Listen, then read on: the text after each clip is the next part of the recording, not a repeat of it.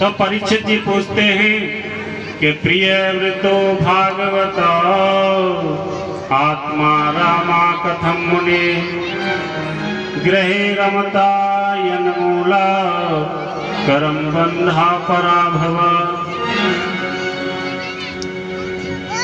हे महाराज, हमने सुना है कि प्रिय व्रत बचपन से ही नारद जी के आश्रम में रह करके भक्ति भजन किया करते थे। उन्हें राज्य पाठ आदि से कोई लेना देना नहीं।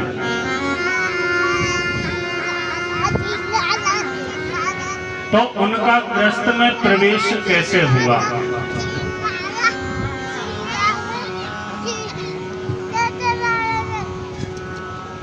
तो सुखदेव जी बताते हैं, राजन,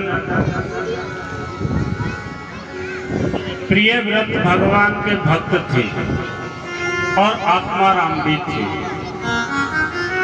त्वम पदार्थ की प्रधानता के कारण वे आत्माराम थे और तत्पदार्थ की प्रधानता के कारण वे परम भागवत थे।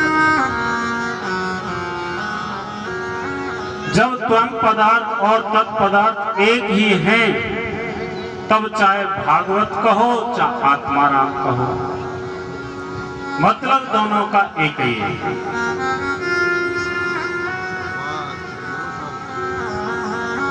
तो प्रिय व्रत नारद जी के आश्रम में रह करके भजन सत्संग आदि में उनका मन इतना लग गया कि पिता के संदेश भेजने पर भी वे वापस नहीं आए। लेकिन मनु महाराज स्वयं पहुंच गए लेने के लिए। अब यहाँ आपको चित्रण करना है कि व्रत होने पर भी उसे ग्रस्त बनाने के कितने प्रयत्न किए जाते हैं।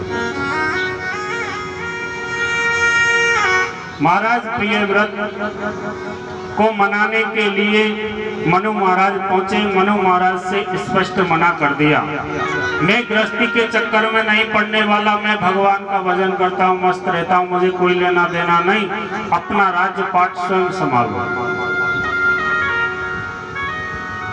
लेकिन मनु महाराज ने देखा कि मेरे से बात नहीं बनेगी, तो ब्रह्मा दादा के पास पहुंच गए। ब्रह्मा जी से जाकर कहा, पिताजी, मेरा पुत्र, आपका पोता मेरी बात नहीं मानता। अरे वो साधु सन्यासी बनना चाहता है, गृहस्थ धर्म का पालन नहीं करेगा तो एक ऋण तो हमेशा के लिए उस पर रह जाएगा। लेकिन जैसे ही ऋण की बात आई तो प्रिय व्रत ने बता दिया कि पिताजी, जब सर्व धर्मान परित्यज्य, सभी धर्मों को जो छोड़ करके एक भगवान की शरण जो हो जाता है ना, उसके सारे ऋण उसी क्षण मुक्त हो जाते हैं। तो ब्रह्मा जी ने समझाया, लेकिन फिर भी समझ में नहीं आई। तो उनके गुरु नारद से ब्रह्मा जी ने आदेश दिया कि नहीं, प्रिय व्रत को वापस भेजो, जिससे ये गृहस्थ धर्म का पालन करे, मनु महाराज की इच्छा की पूर्ति हो सके। प्रिय व्रत को दोबारा राज्य पाठ में लगा दिया। इनका विश्वकर्मा की पुत्री वैरिष्मती से विवाह हुआ। इनके 10 पुत्र हुए। इनको राज्य भार सौंप करके मनु महाराज शत्रुपा के साथ जंगल में भगवान के भजन के लिए चले गए।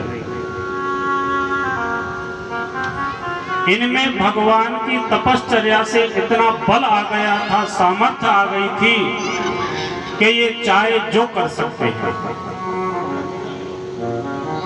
एक दिन सोचा इन्होंने कि 12 घंटे की रात होती है, 12 घंटे का दिन होता है। दिन लोगों के काम में आता है, अपने क्रियाकलापों को करते हैं।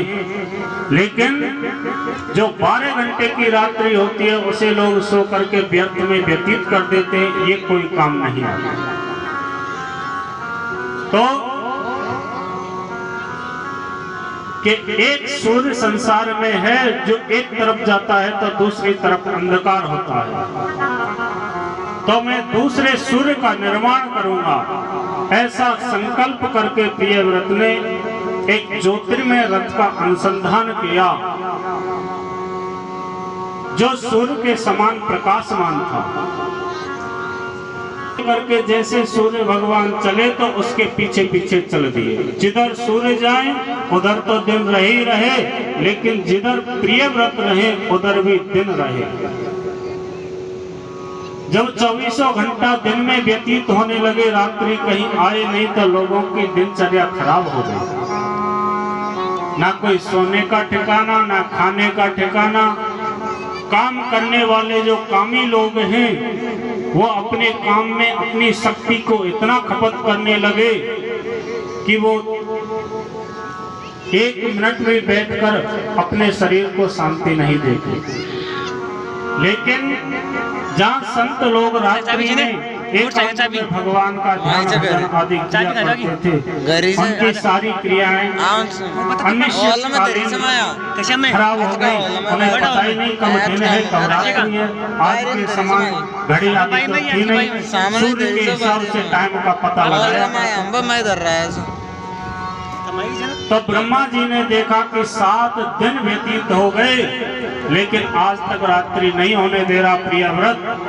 तो ब्रह्मा जी स्वयं आए, आकर के प्रियव्रत को समझाया, बेटा इस संसार में जो बना है उसका उपयोग और दुरुपयोग करना हर जीव के हाथ में है, जबकि व्यर्थ की वस्तु संसार में कुछ भी नहीं है।